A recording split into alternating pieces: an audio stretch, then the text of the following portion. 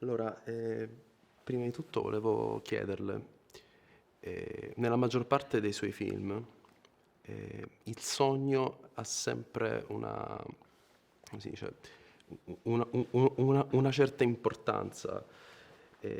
Vorrei chiederle quanto i sogni influiscono sul suo processo creativo e cosa significa per lei il sogno. Je pense que le rêve Penso che effettivamente i sogni e i film abbiano diversi punti in comune.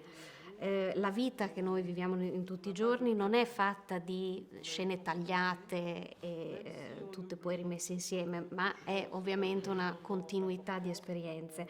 Ciò nonostante non ci ricordiamo tutto quello che noi viviamo nella giornata, ciò nonostante siamo svegli, pur essendo svegli non ci ricordiamo tutto ed è più o meno la stessa cosa nei sogni, casomai ho un ricordo più vivido di un momento specifico del sogno ma non mi ricordo cosa ho sognato in un altro momento.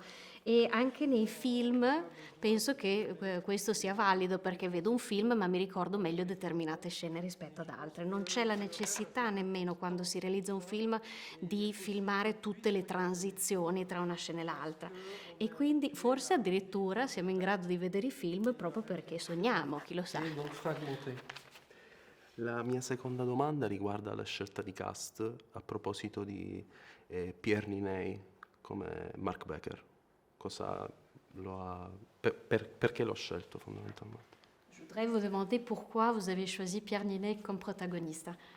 Penso che Pierre Niney sia uno degli artisti e degli attori francesi che ci sono oggi nel cinema francese migliori che abbiamo.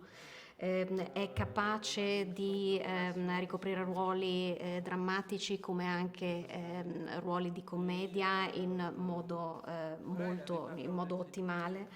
E avevamo già una relazione, io e lui ci conoscevamo già perché 15 anni fa più o meno lui mi ha scelto come padrino e Pierre non ha paura di sembrare ridicolo e quindi c'è molto di ridicolo nel personaggio di Marc e quindi ho scelto Pierre perché è estremamente bravo, ha caratteristiche di interprete molto sviluppate e anche la sua dizione e la sua presenza sono davvero ottime.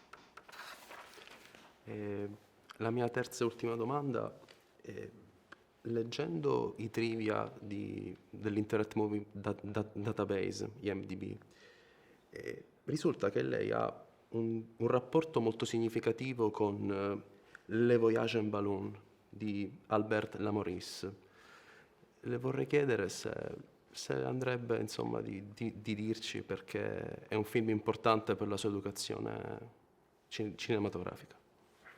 Il y a un grand niveau de Diciamo pureté che lo trovo molto puro, c'è una purezza molto importante in questo film. Devo dire che è stato il primo film proprio che ho visto quando ero bambina, l'ho visto nel cortile della scuola, era un giovedì pomeriggio, mi ricordo, perché i miei genitori erano a scuola e quindi io lo passavo sempre a scuola e quindi l'ho visto per la prima volta da bambino e c'è molto sogno, si vola spesso, ci sono un sacco di paesaggi francesi bellissimi. Io tutti gli anni o ogni 2 anni me lo riguardo e diversamente da quello che può succedere spesso quando si vede un film da bambini e poi da adulti, io lo considero tanto bello quanto quella prima volta. Grazie.